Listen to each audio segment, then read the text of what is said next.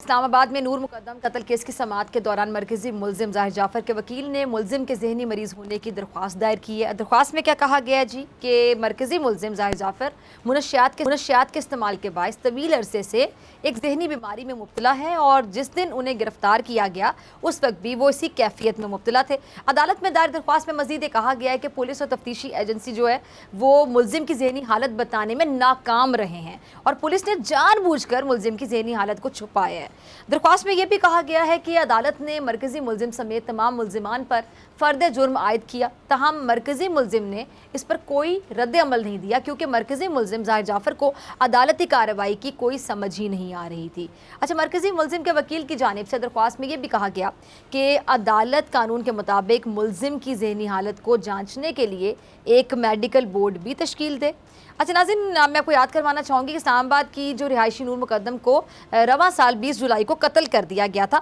اور نور مقدم کے قتل کی جو ایف آئی آر ہے ان کے والد سابق سفیر شوکت مقدم کی مدعیت میں درج کروائی گئی تھی، جس میں مقتولہ کے جو دوست ہیں ظاہر جعفر کو مرکزی ملزم نامزد کیا گیا تھا۔ اس نے تشدد کیا،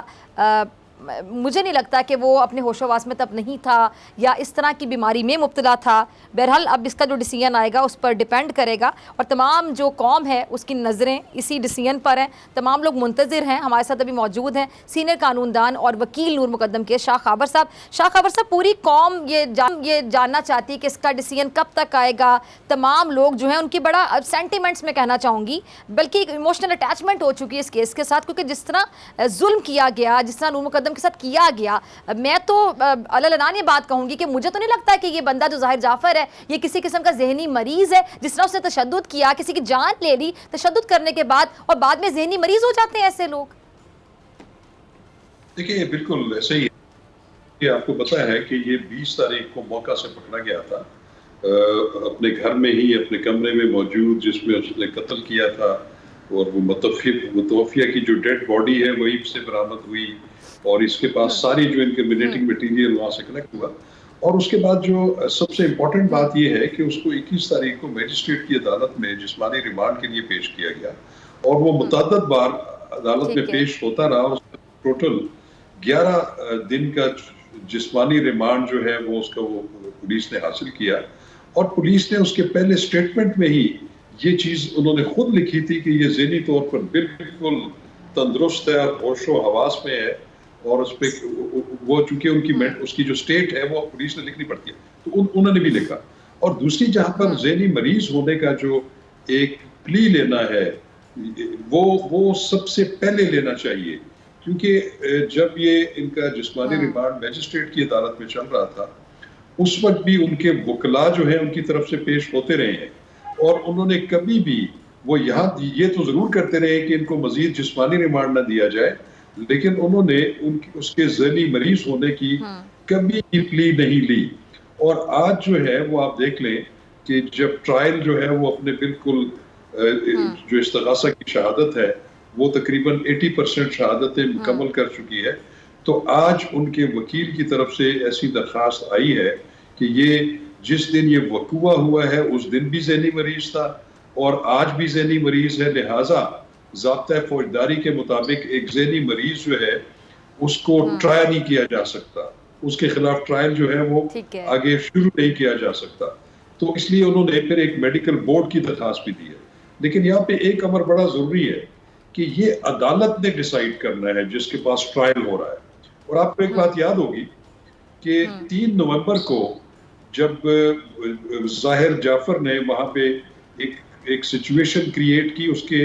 اوپر جو ہے ایک ایف آئی آر بھی اس کے خلاف لانچ ہوئی کہ اس نے کورٹ میں بدتمیزی کی اور پولیس والوں سے ہاتھا پائی بھی کی، اور جس کی برداشت میں تھانہ کوثر اسلام آباد میں اس کے خلاف پولیس نے ہی ایک ایف آئی آر کٹوائی ہے، جس میں انہوں نے لکھا ہوا ہے کہ یہ بڑی چالاکی سے اپنے آپ کو اس طرح کی جو ہے وہ شو کرنے کی کوشش کر رہا ہے۔ تو جہاں تک ان کی پلی لینے کا تعلق ہے، اس کا یہ مطلب نہیں ہے کہ یہ ٹرائل رک گیا ہے۔ اب آئندہ جو ہے اس کی سماعت اگلے ویڈنسڈے کو جتنی باقی شہادت ہے استغاثہ کی اس کے لیے مقرر ہے۔ یہ درخواست انہوں نے آج دی ہے، اس کا ہم جواب جو ہے وہ آئندہ تاریخ پیشی میں دیں گے، اور کورٹ جو ہے یہ آبزرو کر رہی ہے اس کی حرکتیں، اور یہ کورٹ نے ڈیسائیڈ کرنا ہے۔ لیکن کورٹ اس کے ساری چیزوں کو دیکھنے کے بعد یہ فیصلہ کر سکتی ہے، لیکن مجھے یہ کبھی امکان ہے، فیصلہ تو کورٹ نے کرنا ہے، جس کے پاس یہ درخواست ہے کہ وہ یہ درخواست مسترد کریں گے اور کورٹ کو یہ کے سامنے جو حرکتیں ہو رہی ہیں وہ بنظر ظاہر یہ لگ رہا ہے کہ اس کو سمجھایا گیا ہے کہ وہ اپنے آپ کو اس طریقے سے پورٹرے کرے کہ اس پہ جو ہے وہ پاگل پن ہونے کا جو ہے خدشہ. ٹھیک ہے. اچھا شاہ خاور صاحب، یہ جو اب یہ کیس ہے یہ کسی حد تک متاثر بھی ہو سکتا ہے اس طرح کی درخواست کے بعد، اور میڈیکل بورڈ اگر تشکیل دیا جائے پھر اس کی رپورٹ آنے تک اس کیس کی جو دیگر عدالتی کارروائی ہے کیا یہ رک سکتی ہے یا بہت زیادہ ڈیلے ہو سکتی ہے؟ میں آپ کو مثال دیتا ہوں کہ یہ ضابطہ فوجداری کی دفعہ 365 ہے کہ جو سیشن کورٹ یا ہائی کورٹ میں جو ٹرائل ہو رہا ہوتا ہے، اور اگر عدالت یہ اوپینین کا کہ جو ملزم ہے جس کے خلاف ٹرائل جاری ہے وہ ذہنی مریض ہے اور اپنا ڈیفنس ٹھیک طریقے سے پلیڈ نہیں کر سکتا، تو وہ پھر اپنے اوپینین فارم کرنے کے بعد اس کو میڈیکل بورڈ میں بھجوایا جا سکتا ہے اور پھر اس کا ٹرائل جو ہے وہ معطل ہو جاتا ہے. تو وہ تو ایک لا کی پروویژن تو موجود ہے، لیکن یہ ڈیسائیڈ جو ہے وہ ٹرائل کورٹ نے کرنا ہے. اگر کوئی درخواست نہ بھی دے اور ٹرائل کورٹ ہے کسی بھی مقدمہ میں اگر وہ محسوس کرے فوجداری مقدمہ میں کہ ایک جو ملزم ان کے سامنے پیش ہو رہا ہے وہ ذہنی حالت اس کی ٹھیک نہیں ہے اور اس کی سوچنے سمجھنے کی صلاحیت ایک عام جو ہے وہ انسان کی طرح نہیں ہے اور وہ اپنا ڈیفنس جو ہے وہ پلیڈ نہیں کرتا، تو اس صورت میں کورٹ یہ اوپینین فارم کر کے میڈیکل بورڈ دیتی ہے. آج یہ جو درخواست دی گئی ہے یہ بالکل ایک سوچی سمجھی اور آفٹر تھاٹ کا نتیجہ ہے. تو ہمارا یہ جو ہے کبھی ہمیں امکان ہے کہ عدالت ان کی یہ درخواست جو ہے وہ خارج کرے گی، کیونکہ اتنی عرصے کے بعد ٹرائل کے بالکل 80% جو ہے جب استغاثہ کی شہادت مکمل ہو چکی ہے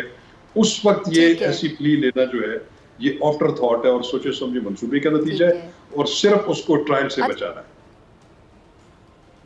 اچھا شاہ خاور صاحب، یہ جو درخواست میں کہا گیا ہے کہ جی پولیس نے تفتیشی ایجنسی نے ذہنی حالت بتانے میں ناکام رہے ہیں، پولیس نے جان بوجھ کر ذہنی حالت کو چھپایا ہے، تو یہ تو پولیس پہ سیدھا الزام لگایا جا رہا ہے کہ پولیس نے جان بوجھ کر اس کی ذہنی حالت کو چھپایا ہے.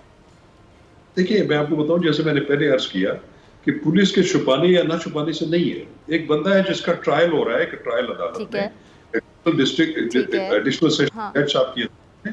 تو یہ کورٹ نے اوپینین فارم کرنا ہے. کورٹ اگر یہ اوپینین از خود فارم کر لے، کسی کی درخواست بھی نہ آئے، تو یہ کورٹ نے کرنا ہے، کورٹ کے علاوہ کوئی نہیں کر سکتا ہے اس کو. تو جب کورٹ اس کا ٹرائل کر رہی ہے اور اس کا جو ہے ٹرائل رواں دواں ہے اور اس پہ ملزم ظاہر جعفر اور دیگر جو شریک ملزمان ہیں وہ بحث اس پہ جرا بھی کر رہے ہیں گواہان کے اوپر، یا تو انہوں نے کسی بھی گواہ کے اوپر اگر کوئی ایسی ایک سجیشن دی ہوئی ہو، وہ بھی ایسی بات نہیں ہے، تو میں سمجھتا ہوں کہ یہ ان کی کوشش جو ہے یہ کامیاب نہیں ہوگی. ٹھیک ہے، ان کی کوشش کامیاب نہیں ہوگی. آپ پر امید ہیں کہ اس کیس کا فیصلہ بالکل میرٹ پر ہوگا اور یہ شخص اس طرح کی اگر کوشش کر رہا ہے بچنے کے لیے تو یہ ناکام ہی ہوگا. آپ کا لاسٹ کامنٹ. جی بالکل ایسی. ٹھیک ہے جی، بہت شکریہ شاہ خاور صاحب آپ کے وقت کے لیے. سبسکرائب کریں اور بیل دبائیں تاکہ کوئی خبر رہ نہ جائے.